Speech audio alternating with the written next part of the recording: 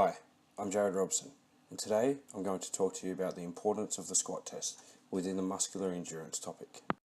Okay, the objective of the squat test is to assess the individual's muscular endurance of their leg muscles, predominantly the quadriceps, hamstrings, and gluteus maximus. Now, muscular endurance is the ability of a muscle or group of muscles to sustain repeated contractile force against a resistance until fatigue sets in.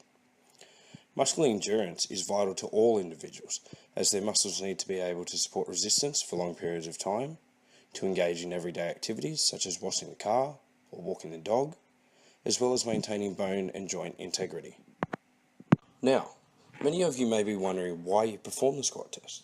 The squat test is vital to evaluate an individual's leg strength, whether they are an athlete or whether they aren't. Whilst the strength of the leg muscles plays a role in the individual's speed and power that an athlete produces with their legs, it also has beneficial qualities for the everyday individual, such as building and maintaining strong hip, knee, and ankle joints. Now, conducting regular squat tests and recording the results will allow an individual to evaluate the success of their training program or just their everyday lifestyle. After individuals have completed the squat test, their results can be compared to the normative data below to assess the individual's level of fitness. If the individual's results are not consistent with the expected results for their age and gender category, their training program or lifestyle should be adjusted according to the input of an exercise physiologist or other relevant health professionals. Now, onto performing the squat test. Required to complete the test is a chair, bench, or a box that allows the athlete's knees to bend at a 90-degree right angle and an assistant to record the results. To the method. The individual warms up for about 10 minutes to increase blood circulation to the muscles and reduce any stiffness present. The individual stands in front of the chair, facing away from it. The individual then squats down lightly, touching the chair with their gluteus maximus before standing up and repeating until fatigue sets in and they are unable to continue.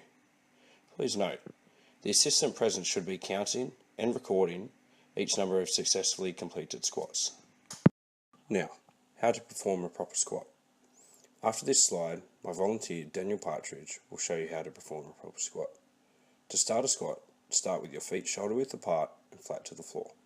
Keep your knees and hips square with your feet so as neither joints cave in or cave out.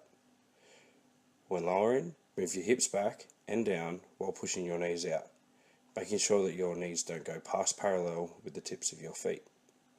Keep a natural arch in your back whilst raising your chest. Ensure your head is in line with your torso. Touch the chair with your gluteus maximus, then on the way up, move your hips straight up whilst keeping your knees out, chest up, and your head neutral. Then repeat until fatigue sets in. Understanding the results. Through examining the individual's results of the squat test with the corresponding normative data, an exercise physiologist will be able to prescribe a training regime which should improve the individual's leg strength.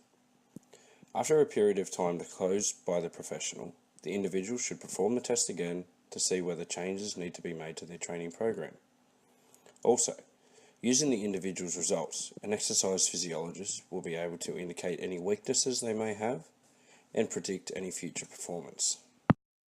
Now, to assure the squat test is reliable, try to maintain a constant within these factors: the temperature, the humidity, the noise level, the sleep levels of the individual prior to the testing, the location of the tests, including the weather or the surface of the test environment, that all equipment is in working order, that the individual has not had too much caffeine or medication the individual may be using, the emotional state of the individual, the motivational levels of the individual so that you know that they're performing at maximal effort, that the correct warm-up has been conducted, and also take into consideration any prior or pre-existing injuries the individual may have.